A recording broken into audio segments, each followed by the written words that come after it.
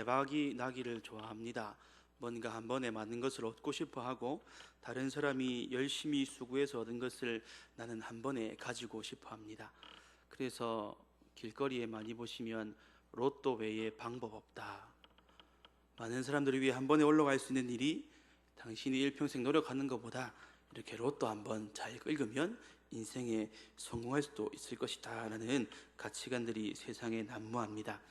오늘 본문에 나와 있던 제자들도 이런 가치관이 많지는 않지만 조금 있었던 것 같습니다.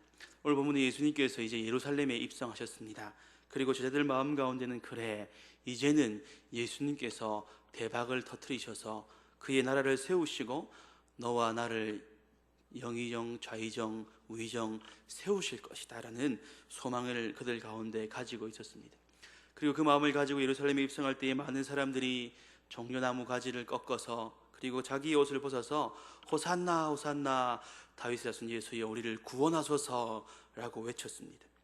그래서 이제 이 많은 사람들이 우리를 따라오고 예수님의 말만 잘 듣는다면 이제 이 로마의 압제에서 벗어나 이제 하나님께서 원하시는 나라를 세우겠구나 라는 마음이 그들 가운데 있었습니다.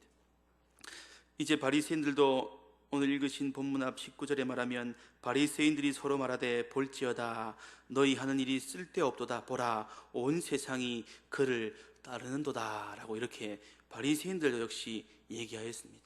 이제 전세가 기울었습니다. 예수님이 들고 일어서기만 하면 모든 것이 뒤집어질 판국이 되었습니다. 그래서 오늘 이 부푼 마음을 가지고 명절을 유월절이 되기를 이 제자들이 기다리고 있었습니다. 그런데 명절이 되어 예배하러 올라온 사람 중에 헬라인, 이 이방인들이 예수님을 만나고자 하여 빌립을 찾아갔습니다. 그리고 그에게 정중히 요청하지요. 선생님, 우리가 예수님을 만나고 싶습니다. 전에 읽던 성경에는 주여 우리가 예수를 배웠고자 합니다 라고 이렇게 말했습니다. 그래서 이제 빌립이 생각하죠. 아니, 이 사람들은 누군가? 왜 예수님을 만나고 싶어 할까? 혹시 이 사람들도 역시 예수님과 함께 우리나라를 세우기 위하여서 함께 모일 사람들인가? 혹시 암행어사들이 아닌가? 예수님이 신호만 하면 이 사람들이 칼과 창과 무기를 들고 나타나서 우리 나라를 세우자 라고 일어날 암행어사의 일꾼들이 아닌가라는 그런 마음을 가지고 예수님께 찾아갑니다. 그리고 빌립이 안드레와 함께 이 이야기를 얘기합니다. 이방인이 우리를 찾아왔다. 그리고 예수님께 찾아가지요. 예수님, 헬라 사람들이 예수님을 뵙고자 합니다. 뭔가 중요한 얘기를 할 것 같고, 이제 드디어 예수님께서 말씀하시던 나라가 세워질 것 같은데요. 이런 부푼 기대를 가지고 예수님께 나아갔습니다. 그런데 예수님은 기쁜 표정을 띠기는커녕 근심된 표정을 가지고 혼잣말을 하시지요. 예수께서 대답하여 이르시되 인자가 영광을 얻을 때가 왔도다.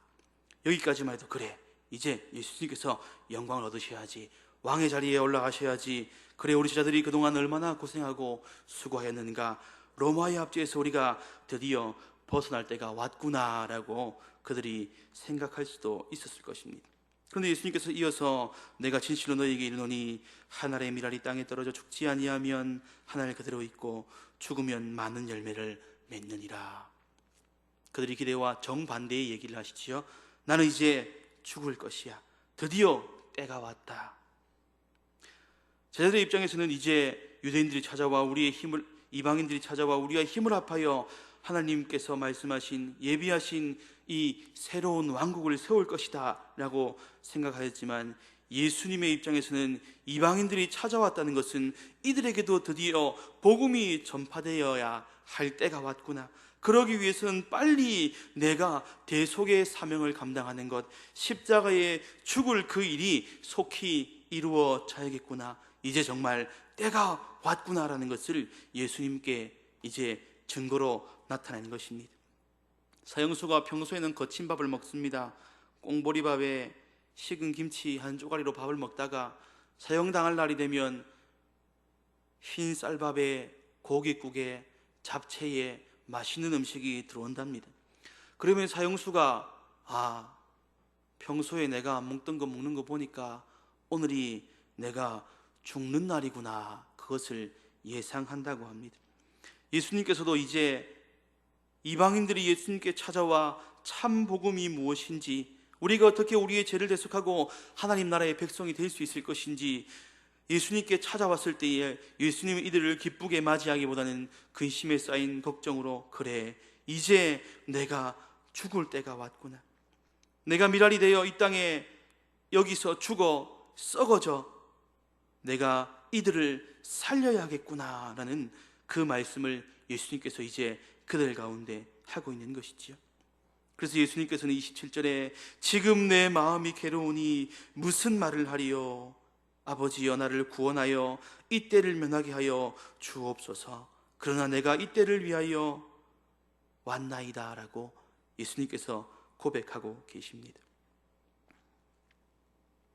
누구나 많은 미랄을, 많은 열매를 거두기 원합니다. 예수님께서도 많은 열매를 거두기 원하셨습니다. 그런데 예수님께서 사용하신 방법은 바로 본인이 죽고 썩어져 미랄이 되는 것이었습니다. 24절은 본인에게 하신 말이고 또한 25절은 많은 제자들에게 하시는 말씀입니다. 자기의 생명을 사랑한 자는 잃어버릴 것이요, 이 세상에서 자기의 생명을 미워하는 자는 영원토록 보존하리라. 나는 너희에게 모범이 되어 내가 죽고 많은 사람들을 건질 대속의 사명을 감당할 것이다.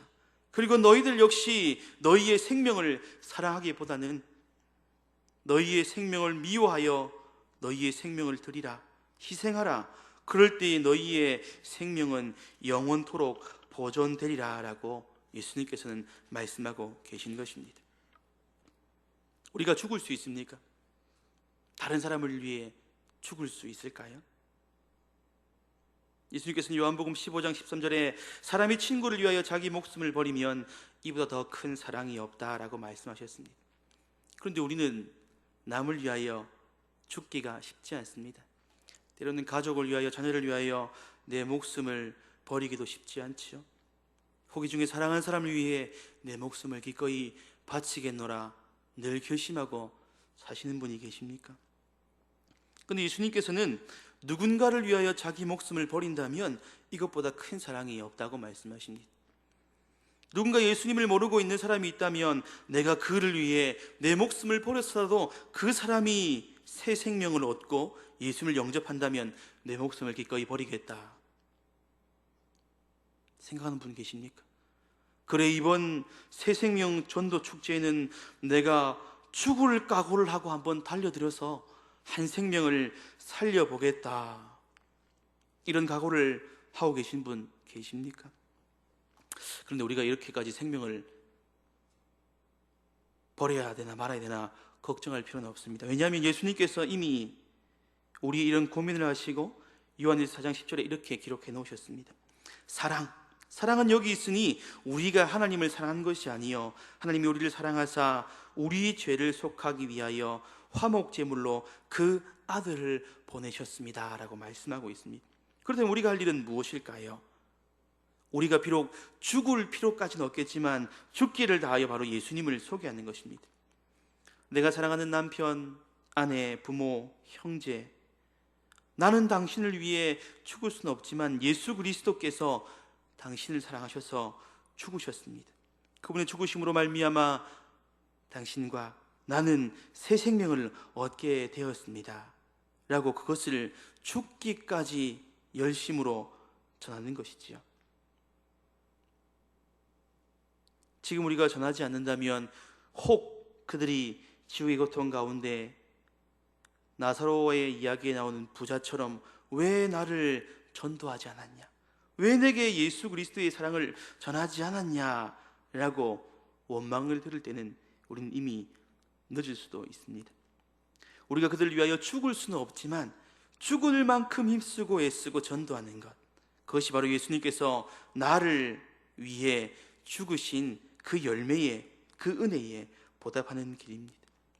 또 한 가지는 바로 예수님께서 말씀하신 섬김입니다.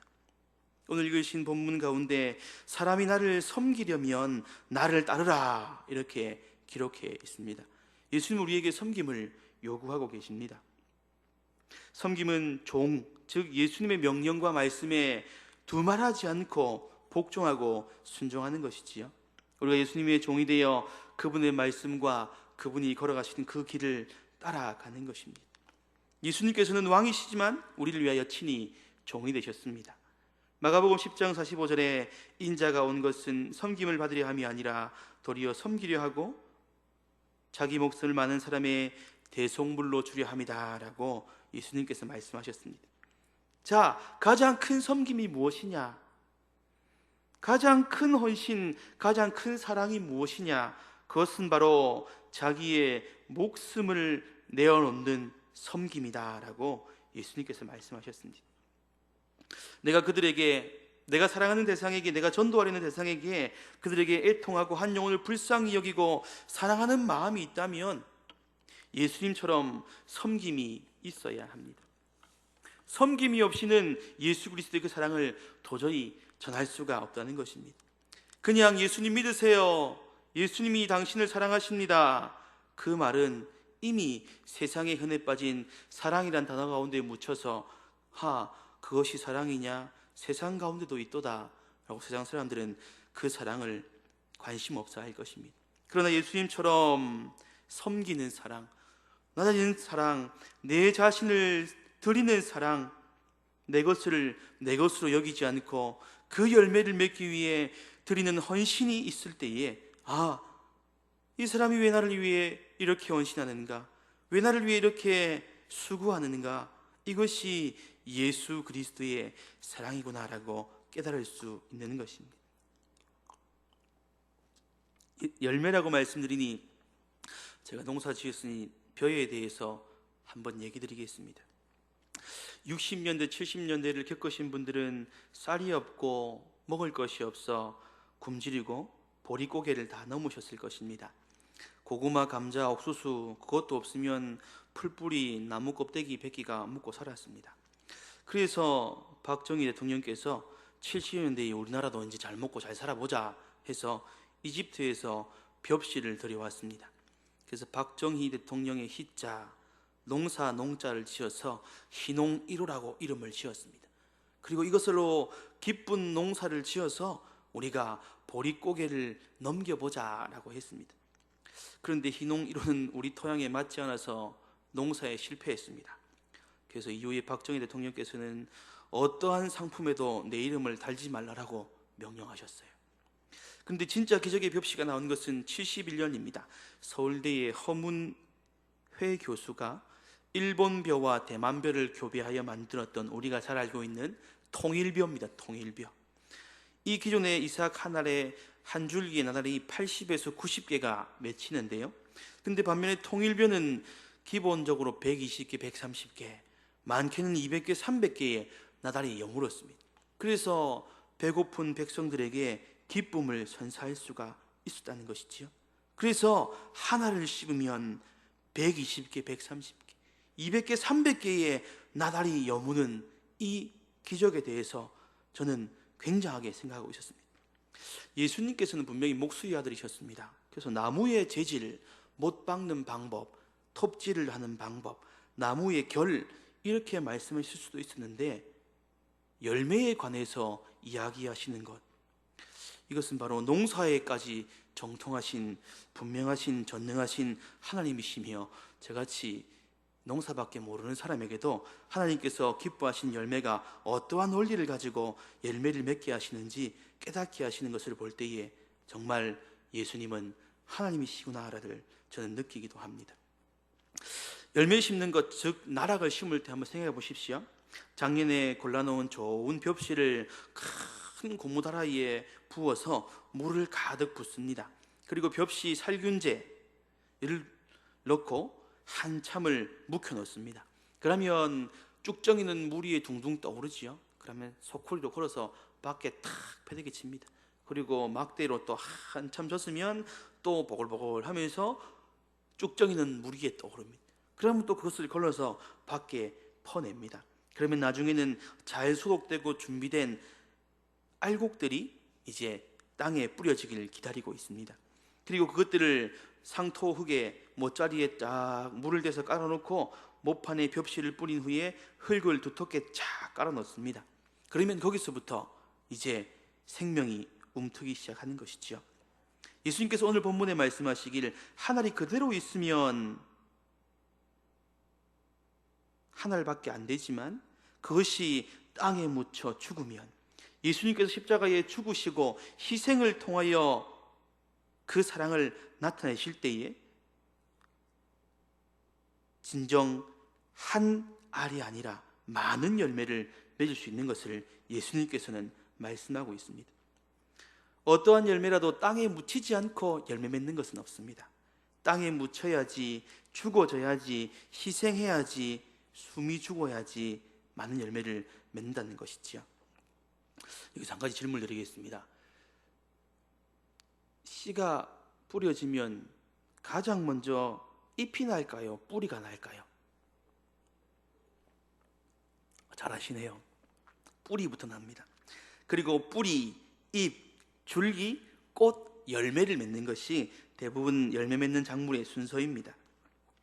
그래서 뿌리, 잎, 줄기, 꽃까지, 뿌리, 잎, 줄기가 튼튼하게 되는 것을 조금 유식한 말로 하면요, 생육생장이라고 합니다. 지 몸집을 불리기 위해서 자라나는 것입니다. 그리고 이제 열매를 맺기 위해 힘쓰는 것이 바로 생육생장이라고 합니다.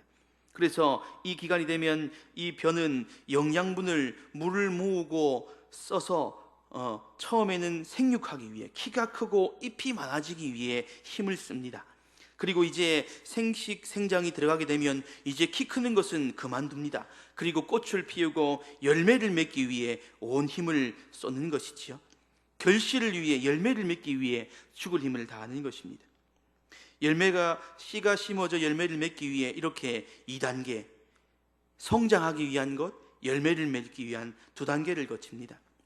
우리 흔히 해바라기는 해를 따라다닌다라고 말하지요.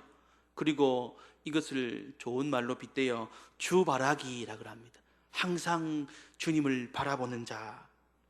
그런데 이 해바라기도 비밀이 있습니다. 해바라기가 클 때는 동쪽, 남쪽, 서쪽 해를 따라다닙니다. 그리고 밤이 되면 자동으로 동쪽으로 고개를 밤새도록 돌려놓습니다. 그리고 동쪽에 해가 뜨면 동쪽, 남쪽, 서쪽. 그래서 어쨌든가 햇빛을 많이 받기 위해 애를 씁니다. 그런데 이 기간에는 자기의 몸집을 불리기 위한 기간에는 동쪽, 남쪽, 서쪽을 봅니다. 그런데 이제 해바라기가 씨가 맺기 위해서는 더 이상 해를 바라보지 않습니다. 그냥 그 자리에 멈춰서 어쨌든가 씨를 맺기 위해, 해만 바라보는 해바라기가 해를 배신하고 이제 지 열매 맺는 데 힘을 쓴다는 것이지요. 조금이라도 광합성을 할 때에는 해 따라다니다가 이제는 그래, 내 열매 맺어야지, 내 살아야 되겠다 싶을 때는 마지막에 해를 배신한다는 것이지요. 그래서 우리가 주바라기라는 말도 잘 생각해보고 쓰셔야 됩니다. 벼농사를 지어보신 분은 잘 알겠지만 처음 모내기를 할 때는 물을 아주 작게 넣습니다. 그리고 왜 물을 작게 넣냐면 믿음의 뿌리가 물에 흔들려 가면 안 되기 때문이지요. 그래서 어린 벼가 떠내려 가지 않도록 물을 자작하게 조절해 놓습니다. 그런데 뿌리가 내렵다 싶으면 물을 있는 대로 많이 넣어줍니다. 그러면 벼가 이 물을 쭉쭉 먹고 영양분을 먹고 키가 쑥쑥 큽니다. 거짓말을 조금 못해서 벼를 이렇게 쳐다보고 있으면 벼가 크는 게 보입니다. 이 시기에 물을 많이 필요로 하니까 서로 자기 벼에, 자기 논에 물을 많이 내려고 싸우기도 하지요. 그런데 이때에 벼가 잘 안 큰다 싶으면 요소 비료를 팍팍 뿌립니다. 그러면 얘가 새카맣게 튼실하게 자라 올라옵니다. 그런데 우비료를 너무 많이 주면 키만 멀대같이 크지 열매 맺기는 게을리합니다. 덩치만 커지지 이 열매를 맺으려고 생각하지 않는다는 것이지요. 그래서 태풍이 불면 키만 멀대같이 크던 애들은 한 방에 쓰러져 일어나지 못하고 열매 맺지 못하는 상황이 되기도 합니다. 그래서 현명한 농부는 이 비료를 잘 조절해야 됩니다. 그런데 논에 물이 항상 많이 있겠다 싶으시지요? 그런데 벼가 어느 정도 컸다 싶으면 논에 물을 하나도 안 넣습니다. 바짝 말립니다. 그러면 벼가 느끼는 것이죠. 큰일 났다. 이제 물이 없구나. 그래, 이제 내 몸은 이만큼 컸으니까 이제 남은 영양분을 키 크는데 사용하지 말고 열매 맺는데 내가 사용해야 되겠다 싶어서 물이 바짝 말랐을 그때에 꽃을 피우게 됩니다. 그리고 꽃을 피우고 나면 농부는 다시 물을 많이 대어줍니다.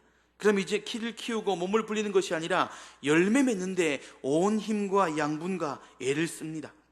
그리고 마지막 수확기를 앞두고는 마지막 물떼기를 합니다. 물이 없이 바짝 말립니다. 그러면 날씨가 추워지고 서리가 내릴 때쯤 되면 이제 벼가 위기를 느낍니다. 이제는 안 되겠구나. 이제 정말 마지막인가 보다. 물도 없고 날씨도 춥고 내가 이 겨울을 살 가능성이 없으니까 내 후손을 남기는 일에 한번 최선을 다해보자. 그때는 외부에 있는 물을 흡수하는 것이 아닙니다. 지 몸에 있는 영양분을 있는 대로 짜내어 잎과 줄기와 뿌리와 있던 모든 것을 열매를 맺기 위한 나달로 올려보냅니다. 그러면 우유같이 물고 있던 나달이 이제 딱딱하고 묽은 물로 되어 있던 것이 이제 쌀알이 되는 것이지요. 이렇게 여러 가지 단계를 거쳐 벼도 생각합니다. 위기구나. 성장해야 되겠구나. 이제는 열매를 맺어야 되겠구나. 이제 마지막이구나. 이제 여기서 쉬고 실패하고 게으르면 나는 더 이상 열매를 맺지 못하고 끝나버릴 수도 있구나. 그리고 농부의 많은 수고가 필요하여 거기에 쌀알이 한 톨 탄생되는 것입니다. 그래서 저는 농부의 88번에 88번의 농부의 손이 필요한 쌀은 절대 안 남깁니다. 고기 반찬은 남겨도 쌀은 목숨을 걸고 물을 부어서 먹는 것이죠.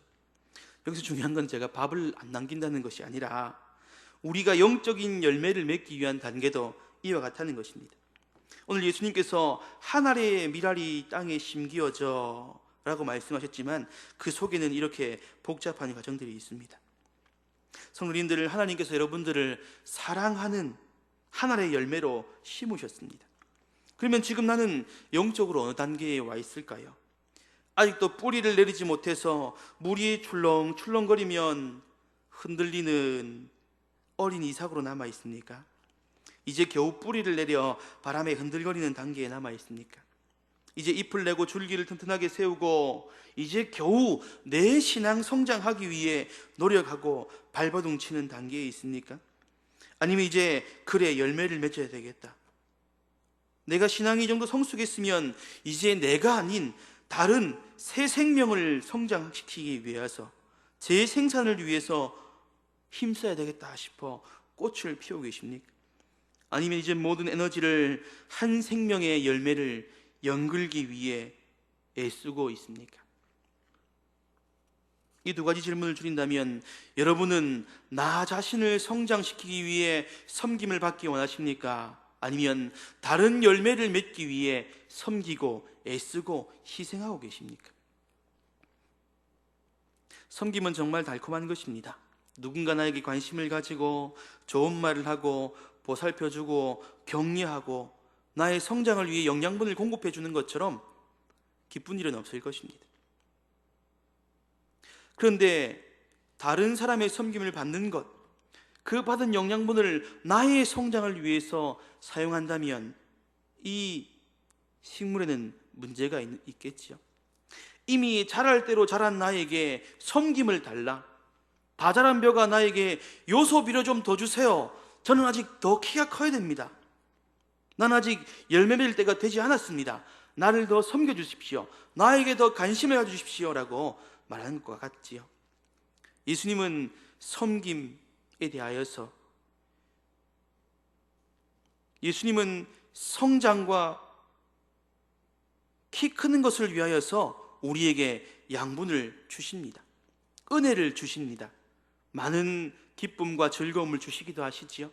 그런데 언제까지나 우리가 하나님께서 예수님께서 우리에게 주시는 은혜만을 먹고 나를 위하여 섬기고 나를 위하여 살아갈 수만은 없습니다.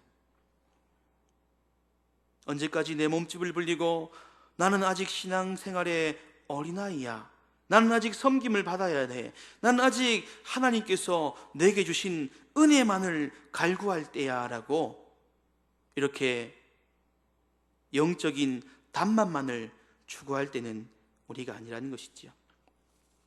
예수님께서 그렇게 말씀하셨습니다.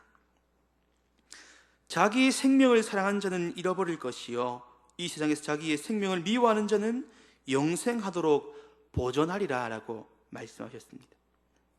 자기의 생명, 내가 성장하는 것, 내가 기쁜 것, 내가 자랑할 수 있는 것만을 쫓아간다면 그 사람은 자기를 사랑하는 자입니다.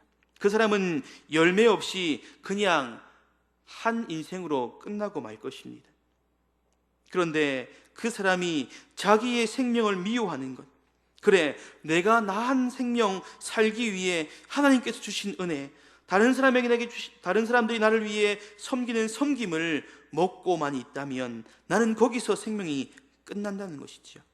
그러나 내 생명을 미워하고 다른 사람에게 내게 칭찬과 격려와 섬김만을 주는 것을 거부하고 이제 내가 다른 사람을 위해 섬길 수 있는 것, 다른 사람을 위해 희생할 수 있는 것, 다른 사람을 위해 내 생명까지 내어줄 수 있는 섬김을 하는 자, 그런 자에게는 영생토록 그 생명이 보존되리라 라고 말씀하고 계십니다. 내가 심기 온 지 3년이 지났고 5년이 지났고 10년이 지났는데 아직도 나의 성장을 위해, 내 몸집을 불리기 위해, 내 만족을 위해 섬김을 원하고 계시고 하나님께 은혜를 구하고 계십니까? 그러나 예수님은 그런 모범을 보이시는 것이 아니라 내게 주신 것 얼마 없지만 내가 죽고 썩어지는 것, 내 생명을 잃어버릴 것을 원하시는 것, 그것으로 말미암아 예수님께서는 다른 생명들, 많은 생명을 성장시키길, 탄생시키길 원하셨다는 것입니다.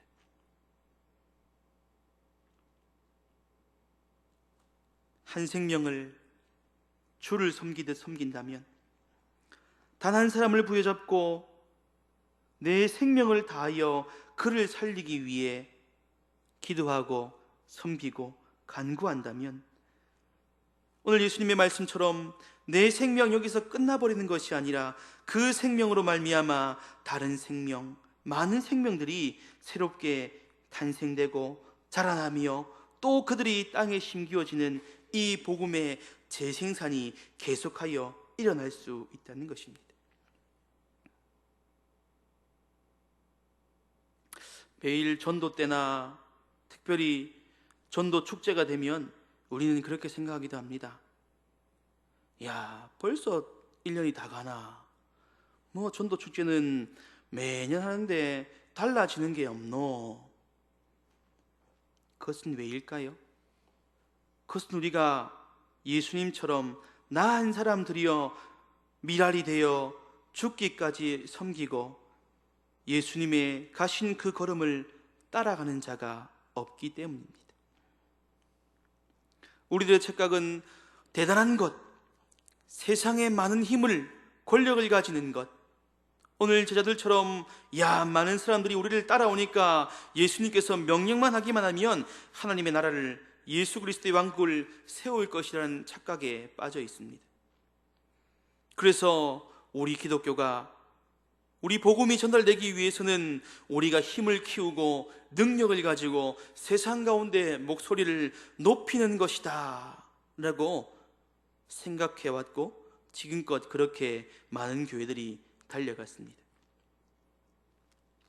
그러나 한국 교회가 힘을 잃은 것, 쇠퇴의 길을 걷는 것, 성도의 수가 줄어드는 것, 다음 세대와 젊은이들이 없어지는 것, 즉 오늘 말씀처럼 많은 열매를 맺지 못하는 이유일까요?